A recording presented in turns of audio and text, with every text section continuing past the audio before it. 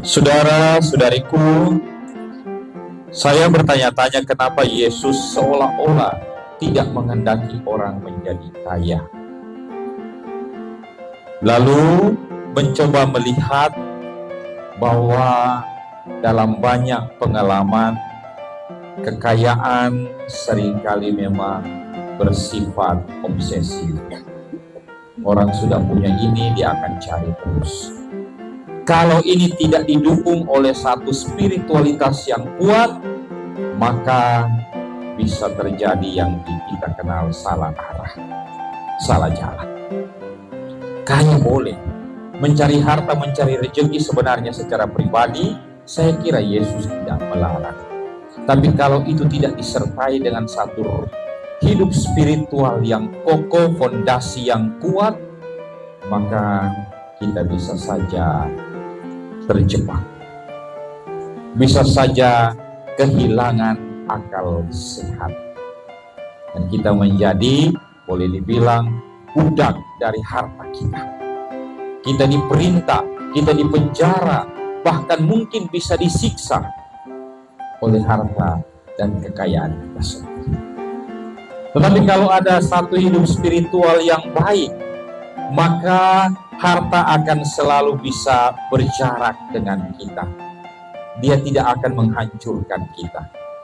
Dia tidak akan merontokkan sendi-sendi kehidupan kita. Saya kira mungkin kata kuncinya di sana. Bukan Tuhan larang, tapi kalau kita tidak kaya di hadapan Tuhan, maka kekayaan itu akan menjadi sia-sia. Tapi kalau spiritualitas kita bagus, rohani kita boleh kita jaga, saya kira harta justru berguna untuk mendatangkan kebahagiaan. Karena harta kita sebenarnya ada satu yang menarik hati saya. Dia bilang kebutuhan kita dalam hidup ini 3. 1, kita butuh seseorang untuk dicintai. Siapa apapun namanya. Istri, suami, anak, pacar, dan seterusnya. Tapi kata kuncinya adalah kita butuh seseorang untuk dicintai. Dan saya kira begitu banyak orang, maaf kalau saya mengadili menderita karena ini. Dia kehilangan orang yang ingin dia cintai. Entah karena ditinggalkan, entah karena dikhianati, atau mungkin atas peristiwa manusiawi meninggal. Tapi rasa itu penting. Rasa itu tidak bisa disepelekan. Kalau ada sesuatu terjadi, kalau ada sesuatu mulai tidak beres, saya kira dasarnya di sini. Barangkali orang itu mulai kehilangan orang yang bisa dia cintai. Maka ada saja action-action, aksi-aksi untuk membeli kembali, saya pakai istilah itu orang-orang yang bisa dicintai. Anak-anak kita mungkin melakukan hal-hal yang dia sendiri mungkin tidak inginkan, dia sendiri mungkin tidak pernah bayangkan akan terjerumus sejauh itu. Tapi demi supaya bisa ada yang dia cintai. Kalau semua orang so sibuk, semua orang sudah pentingkan, maaf kalau kita pakai istilah kitab suci, harta, dan kita tidak membiarkan diri menjadi orang yang bisa dicintai, nah ini bisa bencana lebih hebat dari tsunami. Begitu. Jadi saya kira ini sebuah nasihat yang baik.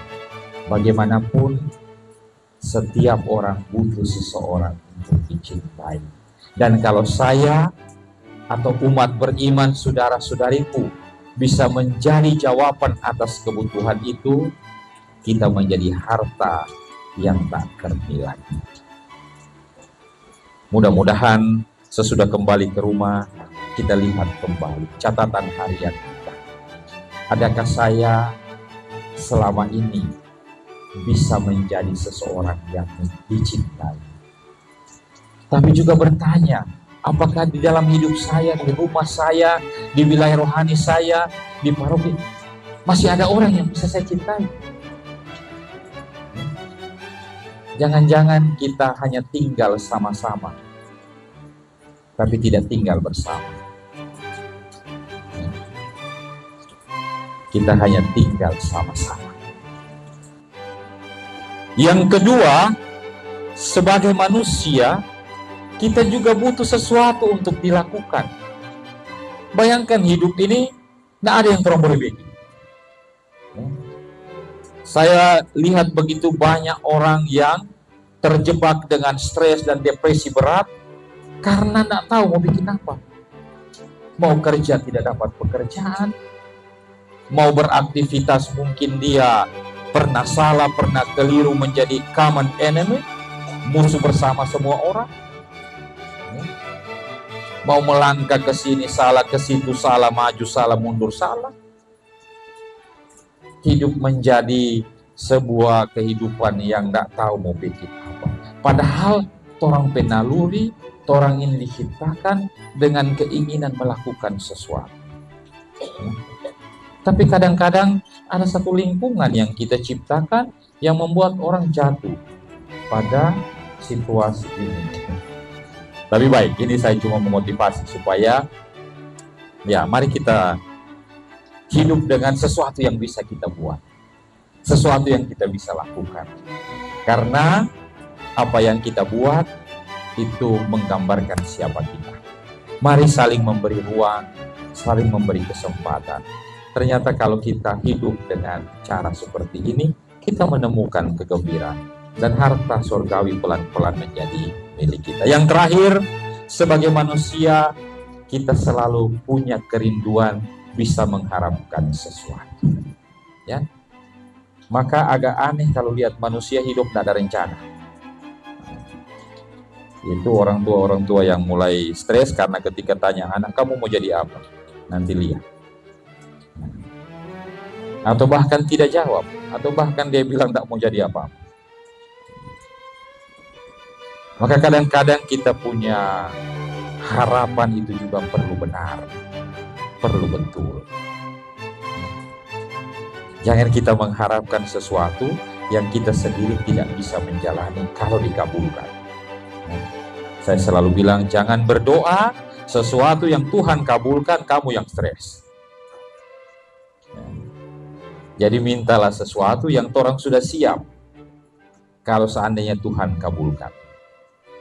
Ya, kalau seandainya Tuhan izinkan kita miliki. Kalau tidak, lebih baik tidak minta. Maka saudara-saudariku, mari kita juga tahu bahwa kita Tuhan beri sesuatu yang khusus. Ya, makhluk lain tidak bisa berharap, cuma kita. Makhluk lain diciptakan dengan Tuhan panggil. Tuhan bilang jadi terang, jadi seterusnya. Semua Tuhan panggil.